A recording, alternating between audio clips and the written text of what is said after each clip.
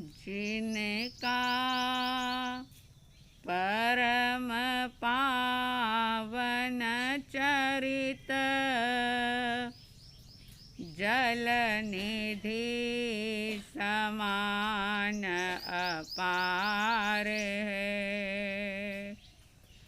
जिनके गुणों के कथन में गणधर न पावे पार है।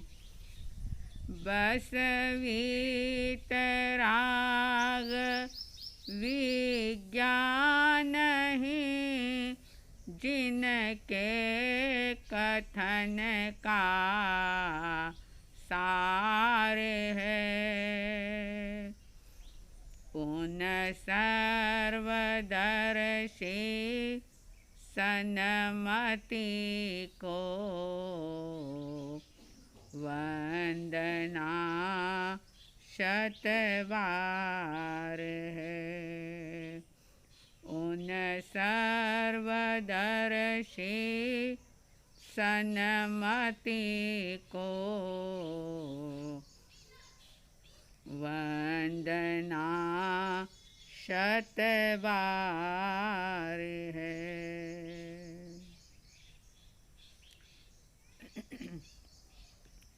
श्रद्धालु जिज्ञासु श्रोताओं, आत्मविशुद्धि के लिए इस जन्म मरण की भव परंपरा से मुक्त होने के लिए स्वाध्याय का आलंबन लेकर के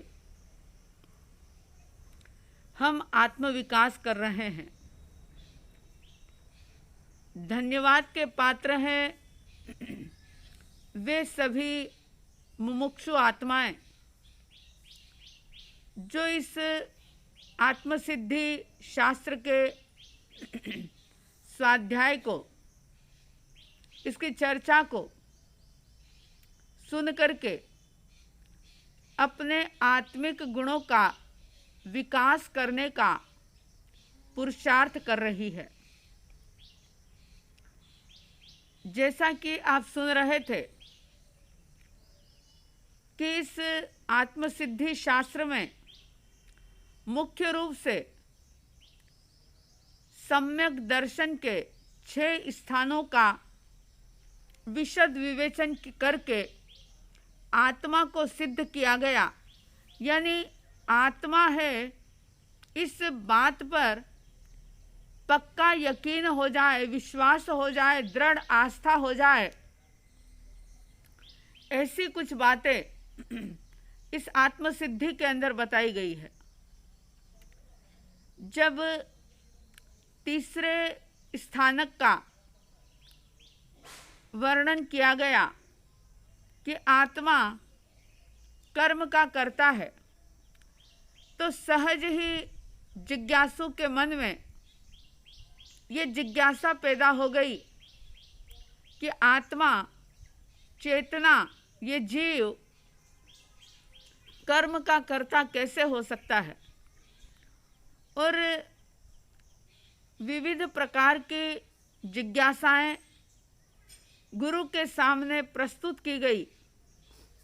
तब श्रीमद् जी ने उन जिज्ञासाओं को विविध प्रकार के तर्क से, युक्ति से और पूरी तरह से जिनेश्वर परमात्मा की वाणी को ध्यान में रखते हुए, उसी को लक्ष्य में लेकर के, उन्हीं के वाणी का उन्होंने सहारा लेकर के इस बात को सिद्ध किया कि आत्मा स्वयं ही कर्म का करता है। 3 गाथाओं में शिष्य ने जिज्ञासा प्रस्तुत की थी और 5 गाथाओं में श्रीमद् जी ने विविध प्रकार से उसको समाधान दिया है। 77 गाथाएं परिसंपन्न हुई थी। आत्मा कर्म का करता है, इस बात के समाधान के लिए कि आत्मा कर्ता कैसे है, कर्म का कर्ता कैसे हो सकता है, इस बात को समाधान देने के लिए अंतिम ये 78 गाथा यानी 78वीं गाथा जो है उसके अंदर श्रीमद जी कह रहे हैं, कहा उन्होंने, चेतन जो निज भान मां करता आप स्वभाव, वर्ते नहीं निज भान मां करता कर्म प्रभाव। चेतन निज भान मां, चेतन यानी आत्मा, जीव, चेतना अगर निज भान यानी स्व के ही भान में रहे, स्वयं के प्रति ही साक्षी भाव रखे, स्वयं के प्रति जागृत रहे, तो क्या होता है कि कर्ता आप स्वभाव, जब वह स्व में होता है, अपने अनंत ज्ञान, दर्शन, अनंत सुख, अनंत वीर्य आदि अनंत अनंत गुणों के अंदर लीन होता है, तब वह निज स्वभाव का कर्ता होता है। यानी अपने ही स्वभाव का कर्ता ये चेतन तब होता है जब उसकी शुद्ध अवस्था होती है, जब वो निज में होता है, स्व में होता है।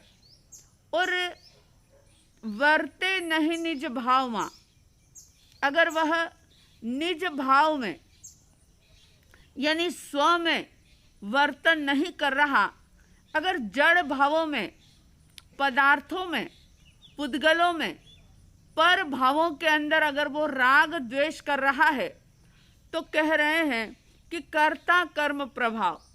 तो उस पर भावों के कारण से, जड़ भावों के कारण से, और उन जड़ भावों में, पर भावों में, पुद्गलों में, पदार्थों में, व्यक्ति, वस्तु और परिस्थिति में जब वह राग द्वेष करता है, जीव जब राग द्वेष करता है, अच्छे बुरे का आरोपण करता है, और उस राग द्वेष के कारण से कषाय भी करता है, क्रोध, मान, माया, लोभ, क्योंकि जो चीज उसे अच्छी लग रही है, अगर वो कोई दूसरा ले ले तो वो क्रोध करेगा, खुद अपने आप को कर्ता मान करके अहंकार करेगा, छल कपट करेगा, लोभ लालच करेगा।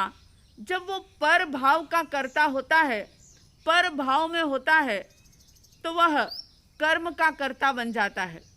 ये बात मैंने पहले भी बहुत बार कही है कि भाव करने से ही द्रव्य कर्म होते हैं, और द्रव्य कर्म के परिणाम स्वरूप, द्रव्य कर्म यानी ज्ञानावरणी आदि 8 कर्म, ये चेतन के भाव करने से यानी पर भाव में लीन होने से ये द्रव्य कर्मों का बंधन होता है।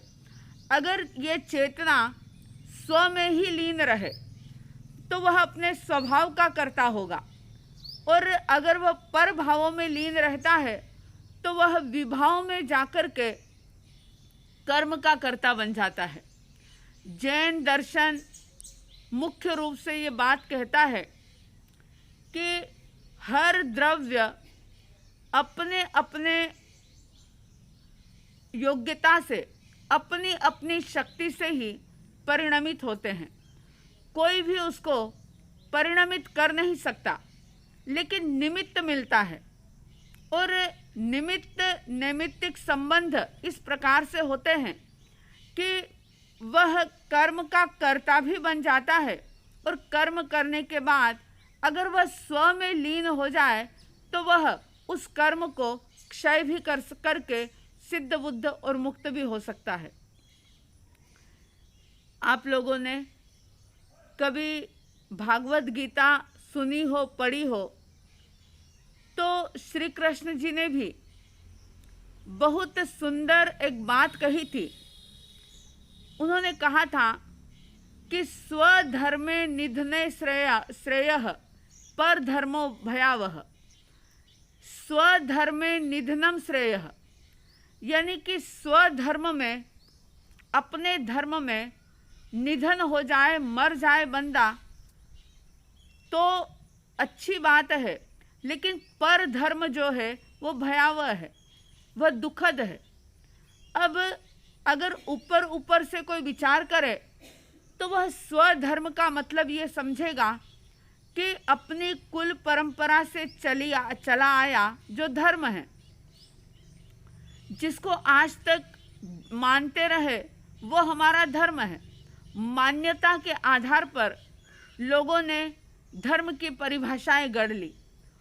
तो यहाँ पर जो कहा स्वधर्म यानी अपने धर्म में, अब अपने धर्म से मतलब जैन होगा तो वो कहेगा जैन धर्म, हिंदू होगा तो वो हिंदू धर्म, बौद्ध होगा तो वो कहेगा बौद्ध धर्म, क्रिश्चियन कहेगा हमारा धर्म, मुस्लिम कहेगा हमारा धर्म।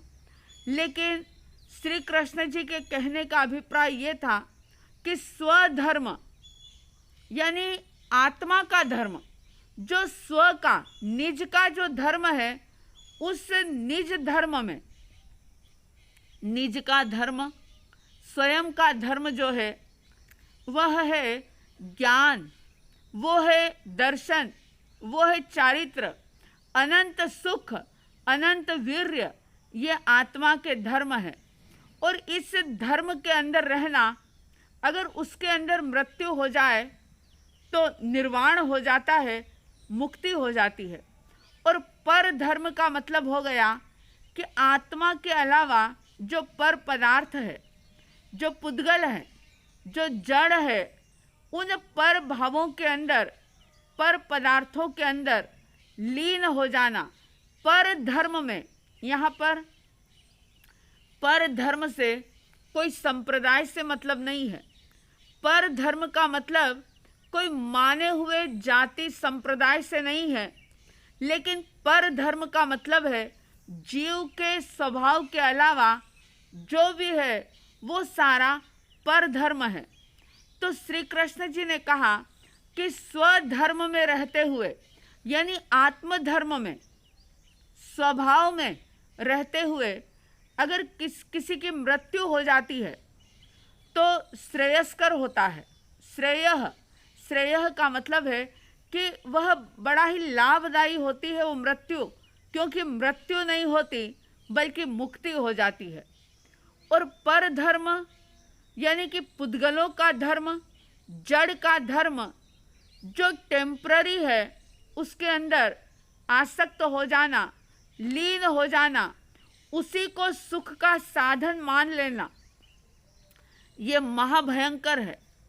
और उस पर धर्म के भावों में, यानी आसक्ति के भावों में, आत्मा से दूर हटकर के, स्व से विमुख होकर के जब कोई व्यक्ति इस देह, शरीर और इस शरीर से जुड़े हुए सारे ही जड़ पदार्थों में जब आसक्ति करता है, और ऐसी आसक्ति में अगर उसकी मृत्यु होती है तो जन्म मरण का फेरा टलता नहीं बल्कि बढ़ता ही चला जाता है।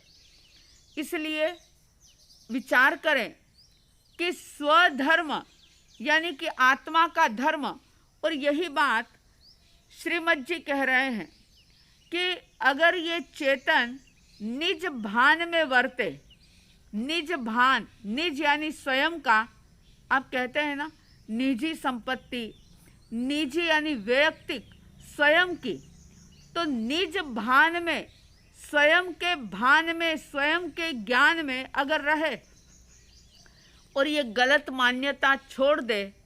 क्या गलत मान्यता? कि अमुक व्यक्ति मुझे सुखकारी है, इस वस्तु से मैं सुखी हो जाऊंगा, इस व्यक्ति ने मुझे दुखी कर रखा है। ये सारी धारणाएं जो है, जो कि पर के प्रति जुड़ी हुई है, वो धारणाएं बिल्कुल मिथ्या धारणाएं हैं और इन्हीं मिथ्या मान्यताओं को, इन्हीं मिथ्या धारणाओं को छोड़ना है। लोग छोड़ने के नाम पर बहुत कुछ छोड़ देते हैं। बहुत सारे लोग ऐसे हैं जो जिंदगी भर के लिए विगय का त्याग कर देते हैं। बहुत सारे लोग रात्रि भोजन का त्याग कर देते हैं।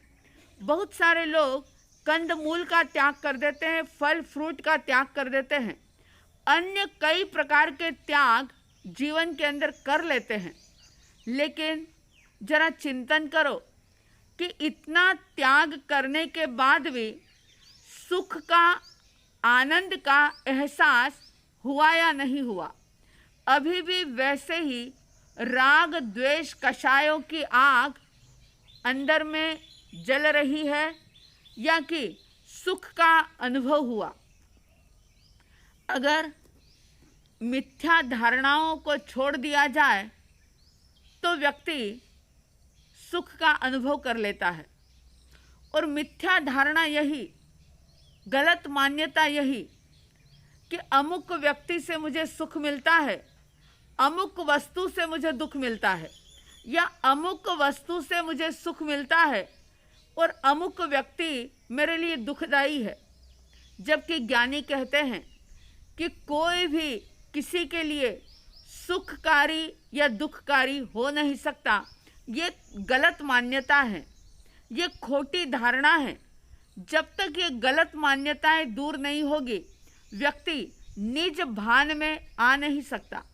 जैसे ही वह निज भान में आएगा, स्व में आएगा कि ये गलत मान्यता, धारणा टूट जाएगी। और जब टूट जाएगी ये गलत धारणा, तो व्यक्ति कर्म का कर्ता नहीं रहेगा, बल्कि अपने स्वभाव का कर्ता बन जाएगा। वो ज्ञान के पर्याय के अंदर ही रमण करता रहेगा और फिर बाहर की परिस्थितियाँ चाहे अनुकूल हो चाहे प्रतिकूल हो, वो उसके भीतर के सुख को, चैन को, आनंद को जरा सा भी इफेक्ट नहीं करेगी। अभी स्थिति ये है कि बाहर की परिस्थितियां व्यक्ति को नचाती है, क्योंकि धारणा गलत बना रखी है, मान्यताएं उल्टी है। बाहर की परिस्थिति जरा सी अनुकूल होती है कि व्यक्ति सोचता है कि मैं तो बड़ा सुखी हो गया, मैं तो बहुत आनंद में हो गया। लेकिन जैसे ही परिस्थिति थोड़ी सी बदली कि फिर वो व्यक्ति दुख का अनुभव करता है। जबकि ज्ञानी कहते हैं कि निज भान में रहे तो कर्म का कर्ता नहीं होगा, स्वभाव का कर्ता होगा। लेकिन जब यही चेतन पर भाव में जाता है तो वह कर्म को बांधने में वह निमित्त बन जाता है, यानी कर्म उसके लिए निमित्त बन जाते हैं और वह जो है वो उपादान होता है। तो अगर आप परमात्मा के चरणों में भक्ति करते हैं, प्रार्थना करते हैं, किसी भी प्रकार की कोई साधना आराधना करते हैं, तो हमेशा ये सोचें, ये चिंतन करें कि साधारण लोगों के मन में किस किस प्रकार के भाव पैदा होते रहते हैं। कभी द्वेष की ज्वाला जलती, कभी मोह में मन रमता, कर्मों के फल सम्मुख दिखते, फिर भी ये मन नहीं डरता। कभी द्वेष की ज्वाला जलती, कभी मोह में मन रमता, कर्मों के फल सम्मुख दिखते, फिर भी ये मन नहीं डरता। अहंकार में सत्य भुलाया, अहंकार में सत्य भुलाया, मेटो मेरा ये अज्ञान। मन की उलझन को सुलझा लूं, अब कर लूं खुद की पहचान, अब कर लूं खुद की पहचान। जब व्यक्ति पर भावों को अपना मान लेता है, पर पदार्थों को अपना मान लेता है, तो उनके ऊपर वो राग द्वेष करता है। और जब राग द्वेष करता है तो स्वाभाविक है कि जब वो पर में गया तो स्व से दूर हुआ, और स्व से दूर हुआ यानी आप अगर घर से ऑफिस गए तो स्वाभाविक है कि आप अगर ऑफिस में हैं तो घर में नहीं हैं, और अगर आप घर में हैं तो ऑफिस में नहीं हैं, दुकान में नहीं है, शॉप में नहीं है, मार्केट में नहीं है, क्योंकि आप घर में हैं। ठीक इसी तरह से अगर हर जीवात्मा स्व में रहे यानी अपने भान में रहे तो वो पर में नहीं रहेगा, यानी पर के प्रति आसक्त नहीं होगा, पर के प्रति उसके मन में किसी भी प्रकार का राग द्वेष का भाव पैदा नहीं होगा, अंतर्मुखी बनेगा। और जब वो अंतर्मुखी रहेगा तो अपने ही स्वभाव का कर्ता होगा, वह पर भावों का कर्ता नहीं होगा, कर्मों का कर्ता नहीं होगा। तो श्रीमद जी ने कहा कि चेतन अगर निज भान में रहे तो वह अपने स्वभाव का करता है, और जो पर भाव में वर्ते तो वह कर्मों का करता है। आप सबके भीतर में स्व के प्रति सजगता जागे और जिन वाणी के प्रति दृढ़ आस्था करते हुए स्व का बोध करें, स्व में स्थिर रहें, स्व में श्रद्धा करें, ऐसा सम्यक दर्शन, ज्ञान और चारित्र सबके अंदर प्रकट हो। इन्हीं शुभ और मंगल भावनाओं के साथ जय प्रभु महावीर, जय गुरु आनंद।